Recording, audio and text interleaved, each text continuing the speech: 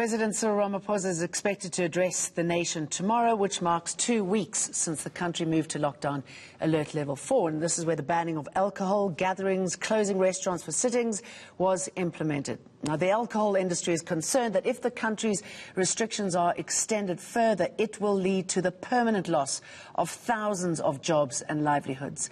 The National Liquor Traders Council's Lucky Ntimane joins me now for more on this. Very good evening to you, Lucky. You've written a letter to the President and those around him. What have you asked? Thank you for the opportunity, Jane, and good evening to eNCA viewers at home. So we wrote a letter to the President earlier today to specifically ask for 3 things. Number 1, to look at a differentiated approach when it comes to the restriction on alcohol.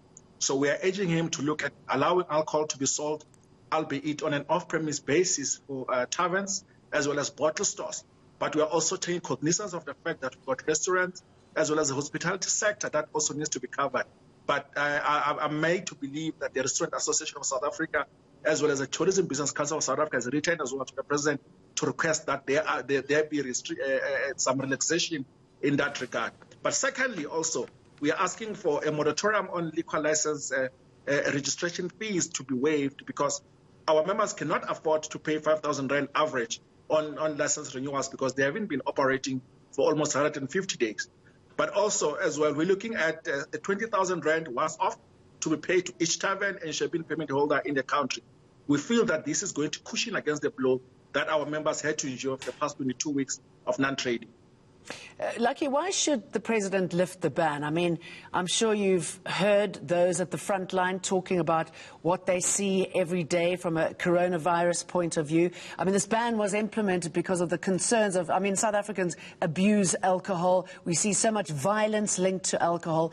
So why should this ban be lifted when so many people are dying in hospitals, and many hospitals we know don't have enough oxygen or beds? They cannot handle any more of the sort of violence that we see linked particularly to alcohol.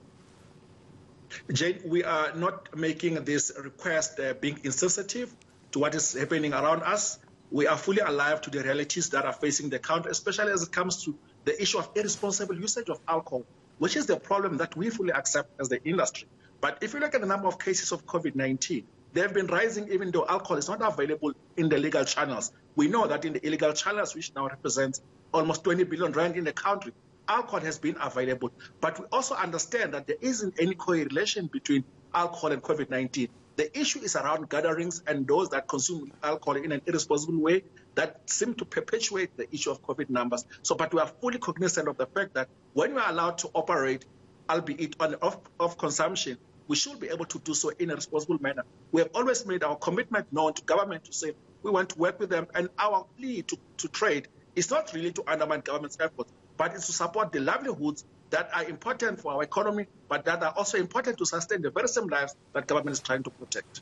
Should the peace be looking for those who are selling illegal liquor, or should they rather be monitoring what's happening with you guys who are paying your taxes and abiding by the law? The risk for any licensed liquor trader to sell alcohol in an irresponsible way or in a non-compliant way to COVID-19 protocols is just too great, because our members are highly dependent on selling alcohol to support their families. So for us to take a risk is something that we cannot even think about. But we understand that, there are those shebeens that do not have license or even permits that are running amok, that are selling 24 hours a day. Those are the people that police should focus on and leave us alone, because we have proven over the past 15 months that we are supporting government in how we carry ourselves, in how we support government's efforts, in how we deal with our patrols, in how we support our communities around issues of COVID-19. So we feel that government should support us and should allow economy to open come Monday, so that we can able to pick up our pieces and continue to support our families that are struggling right now.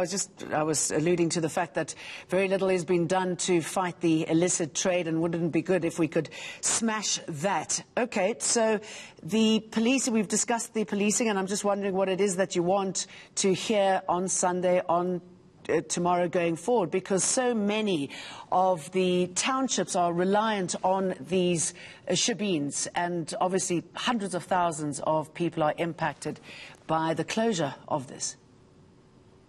So our fight is not only for taverns, even though that is our constituency, But when you look at our colleagues, the restaurants, as well as the hospitality industry, they're also bleeding. If you look at Sun International, they had to lay off temporarily 14,000 workers. Those are our people. Those are the people that are in communities that are supporting families. If we look at Tsohosan as well, they are struggling. The restaurants, almost 1,000 restaurants are closing every day. We cannot accept this. We need each other in order to defeat COVID-19. And banning alcohol is a blunt instrument that has not proven to yield any positive results in the country. Of 80 countries in the world that have Delta variant of COVID-19, we are the only country that has banned alcohol as a measure to fight this pandemic.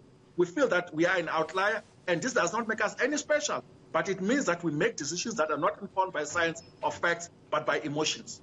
Do you think it would work if the President budges just a little, that alcohol is sold from some of the places who are selling food as well? Takeaways? We are not expecting the President to budge, but we're expecting him to give us our right as enshrined by Section 22, which allows us to sell alcohol in a legal way. He needs to allow us to go back into trading, to go back into supporting our families. We are doing so in a rightful way, in a legal way. Alcohol is not illegal in the country, but we have also made commitment to doing so in a responsible manner. And we continue to say we want to support governments in all its efforts to fighting the pandemic. So really, government should allow us to go back into trading come Monday, the 12th of July. Lucky, always good to talk to you. Thank you.